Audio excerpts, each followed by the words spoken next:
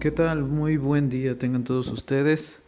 Gracias al Señor que podemos volver a conectarnos en este tipo de clases. Les pido una disculpa grandota ya que, pues como algunos saben, que publiqué en Facebook, tuve problemas, me quedé sin computadora. Bueno, sí la tengo, sin embargo ya no sirve. Ya no sirve para poder hacer videos. Pero, pues bueno, gracias al Señor me permitió tener un celular nuevo, un celular con mejor capacidad y pues también un editor de video en el mismo celular. Así que bueno, estoy estrenando editor y vamos a empezar la lección. Oremos. Bendito Señor, gracias te damos por permitirnos continuar con estas lecciones. Señor, gracias por proveer de un celular nuevo, de un programa nuevo para editar. Gracias por el recurso, porque esto es para tu honra y gloria.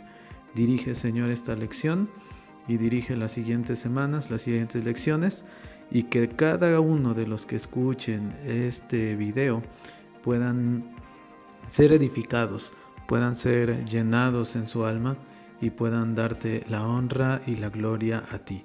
Gracias te damos en el nombre de nuestro Señor Jesucristo. Amén.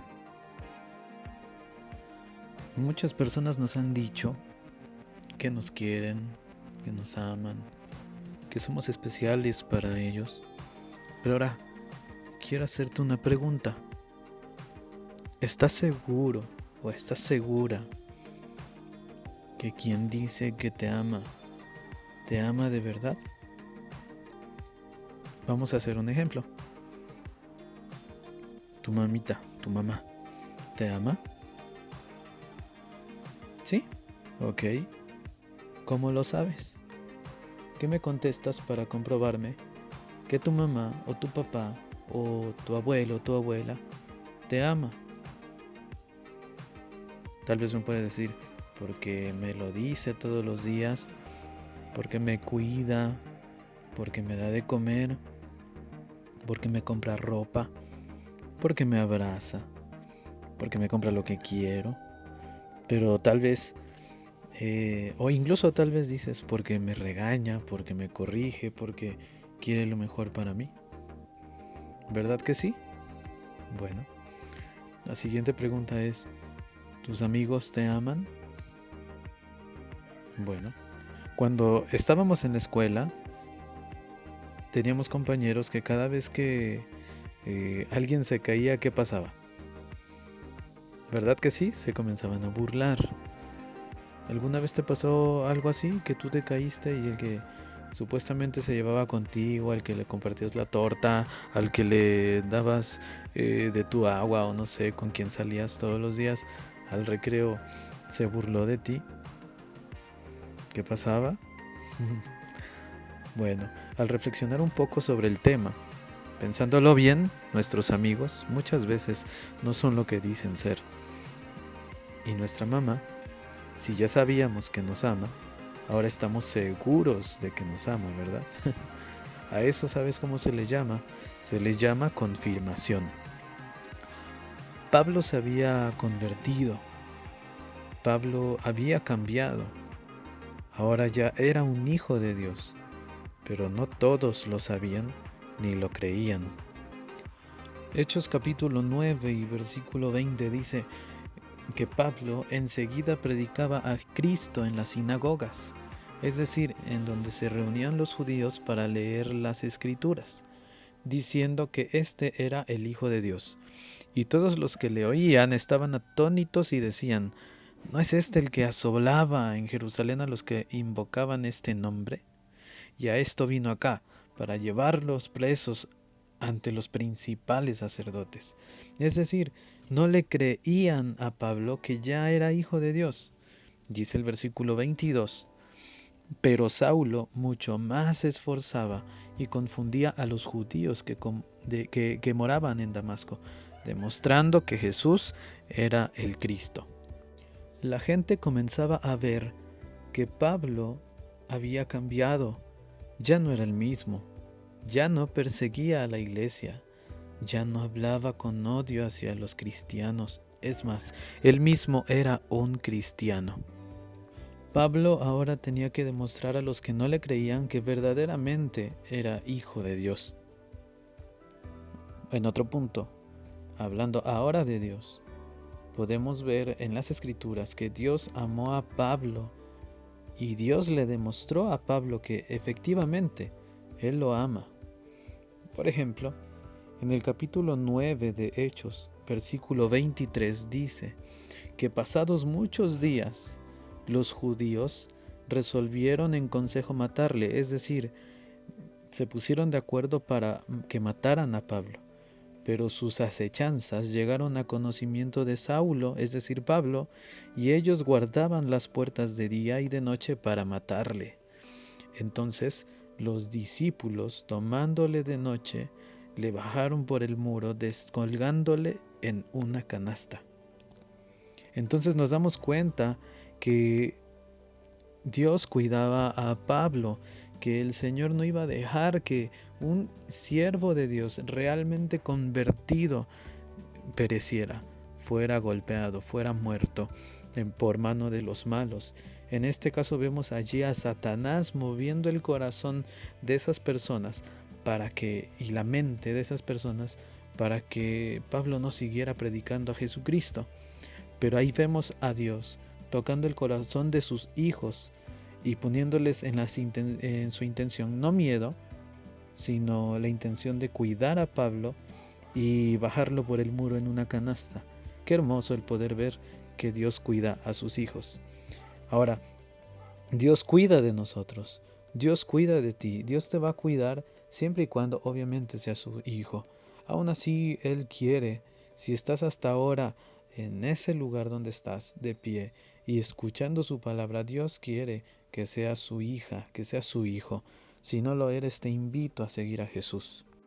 Ya que Dios había demostrado su amor hacia él, siendo el más importante que le haya perdonado su vida pasada, ahora que le tocaba a Pablo, ahora le tocaba demostrar su cambio. ¿Y cómo iba a demostrar su cambio? Con su testimonio, es decir, con su manera de ser, con su manera de hablar, con su manera de actuar.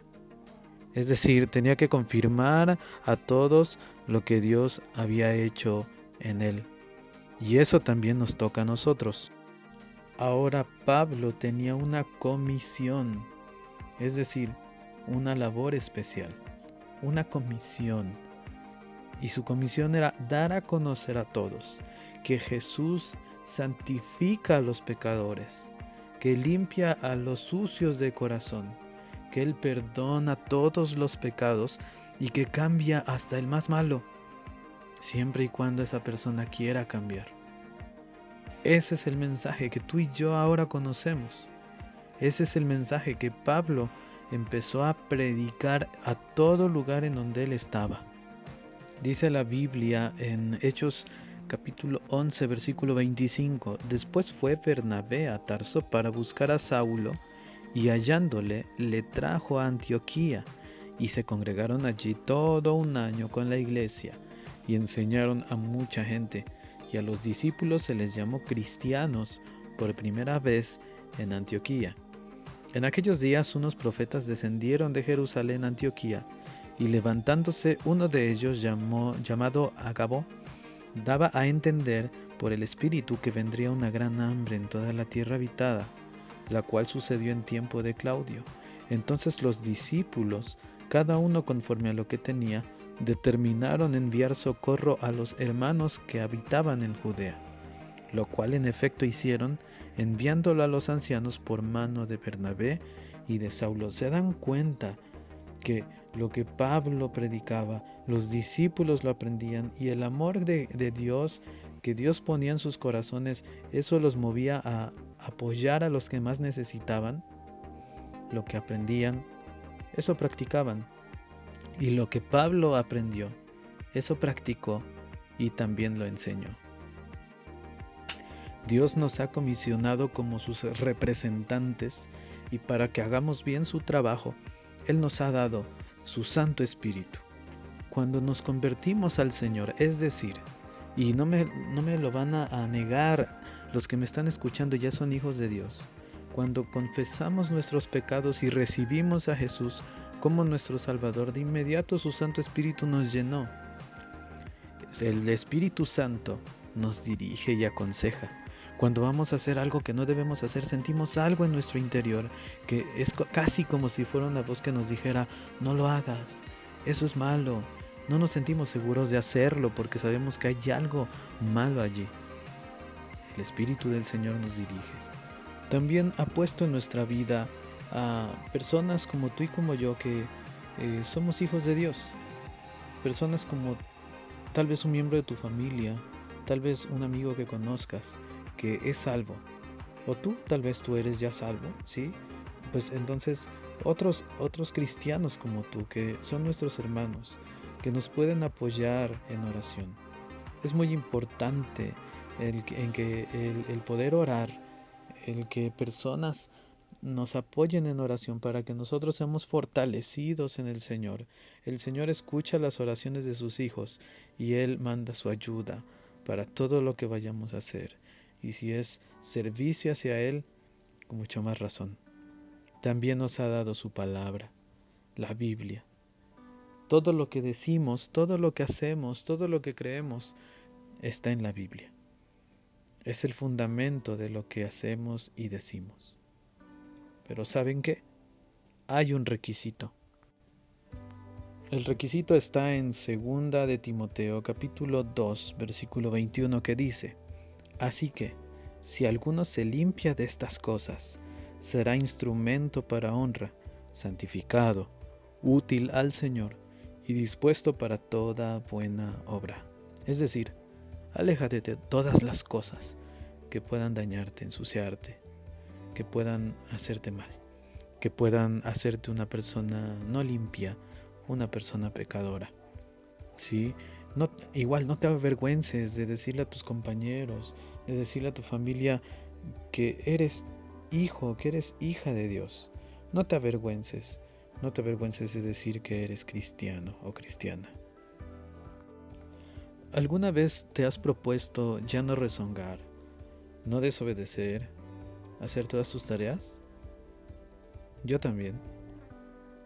¿Alguna vez has fracasado en el intento de cumplir esas cosas? Yo también. ¿Sabes? Hay algo muy importante en esto, que no somos perseverantes, que no estamos decididos tal vez, o que no estamos convencidos de lo que queremos hacer. Pero tenemos un ejemplo muy hermoso, Pablo. Pablo había decidido ir a Europa para predicar el Evangelio, pero en ese viaje se encontró con situaciones que lo intentarían desanimar. Y tomaremos un ejemplo. El ejemplo está en Hechos capítulo 16, a partir del versículo 11. Dice así: zarpando pues de Troas, vinimos con rumbo directo a Samotracia y el día siguiente a Neápolis, y de allí a Filipos, que es la primera ciudad de la provincia de Macedonia, y una colonia. Y estuvimos en aquella ciudad algunos días, y un día de reposo salimos fuera de la puerta, junto al río donde solía hacerse la oración, y sentándonos hablamos a las mujeres que se habían reunido. Entonces una mujer llamada Lidia, vendedora de púrpura de la ciudad de Tiatira, que adoraba a Dios, estaba oyendo, y el Señor abrió el corazón de ella para que estuviese atenta a lo que Pablo decía.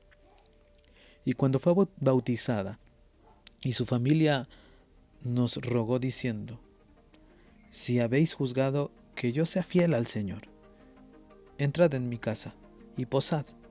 Y nos obligó a quedarnos. Aconteció que mientras íbamos a la oración, nos salió al encuentro una muchacha que tenía un espíritu de adivinación, la cual daba gran ganancia a sus amos adivinando.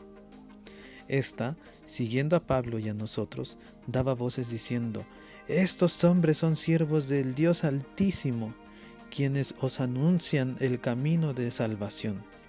Y esto lo hacía por muchos días.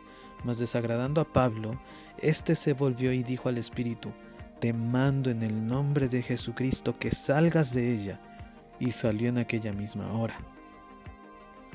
Pero viendo sus amos que había salido la esperanza de su ganancia, prendieron a Pablo y a Silas y los trajeron al foro ante las autoridades, y presentándolos a los magistrados dijeron: estos hombres, siendo judíos, alborotan nuestra ciudad y enseñan costumbres que no nos es lícito recibir ni hacer, pues somos romanos.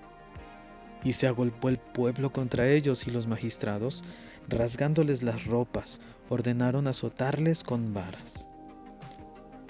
Después de haberles azotado mucho, los echaron en la cárcel, mandando al carcelero que los guardase con seguridad, el cual, recibido este mandato, los metió en el calabozo de más adentro y les aseguró los pies en el cepo.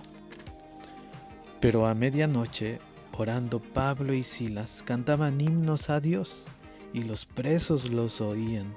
Entonces sobrevino de repente un gran terremoto, de tal manera que los cimientos de la cárcel se sacudían, y al instante se abrieron todas las puertas y las cadenas de todos se soltaron. Despertando el carcelero y viendo abiertas las puertas de la cárcel, sacó la espada y se iba a matar, pensando que los presos habían huido. Mas Pablo clamó a gran voz diciendo: no te hagas ningún mal, pues todos estamos aquí. Él entonces, pidiendo luz, se precipitó adentro y temblando se postró a los pies de Pablo y de Silas, y sacándolos les dijo: señores, ¿qué debo hacer para ser salvo? Ellos dijeron: cree en el Señor Jesucristo y serás salvo tú y tu casa. La actitud de Pablo frente a esa adversidad de ser perseguido, de gente que intentaba desanimarlo, incluso hasta matarlo, demuestra la convicción que tenía él. No se desanimó. Al contrario, recuerdan que en la cárcel, ¿qué estaba haciendo? Orando. Y no nada más orando, estaba cantando a grandes voces himnos a Dios. Qué hermoso es que en medio de la adversidad honremos a nuestro único Dios verdadero, al que Él sabe por qué manda las situaciones difíciles, al único que sabe para qué nos servirá todo ese momento duro. Él se agrada de que le alabemos, cuando estamos en esa situación. Santiago capítulo 5 y versículo 13 dice: ¿está alguno entre vosotros afligido? Haga oración. ¿Está alguno alegre? Cante alabanzas. ¿Está alguno enfermo entre vosotros? Llame a los ancianos de la iglesia y oren por él. Ora antes de hacer algo, por muy pequeño que sea. Analiza si lo que harás le agrada a Dios. Lee la Biblia. Que tu carrera no sea interrumpida. Que tu vida no sea desanimada por las situaciones que Satanás quiere que tú las veas como si fueran desánimo para ti, como si fueran obstáculos para no lograr el que tú representes a nuestro Señor. Te animo a que todos los días busques la palabra del Señor y le honres, y le obedezcas, y honres a todos los que te rodean. Leas la Biblia, cantes alabanzas al Señor y platiques con Él. Que Dios te bendiga. Acompáñame a hablar cuando estoy herido, al dormir y al despertar, cuando es tiempo de callar. Acompáñame a estar solo con tus palabras que ahogan mi silencio. Tu silencio me acompaña, quiero estar junto a ti. Quiero estar junto a ti, junto a ti. Acompaña mi voz, acompaña mi voz, que sea armonía, dulce melodía, quiero ser tu canción. Acompaña mis manos, acompaña mis pies, seamos la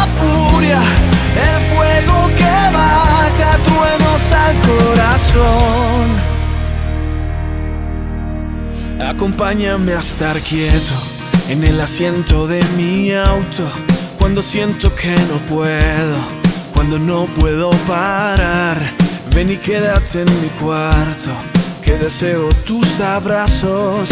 Ven y llévame a ser libre, encerrado entre tus brazos. Acompáñame, esperanza mía. Acompáñame, esperanza mía. Acompaña mi voz, acompaña mi voz, que sea armonía, dulce melodía. Quiero ser tu canción. Acompaña mis manos, acompaña mis pies. Seamos la furia, el fuego que baja truenos al corazón. Acompaña mi voz, acompaña mis manos, acompaña mis pies.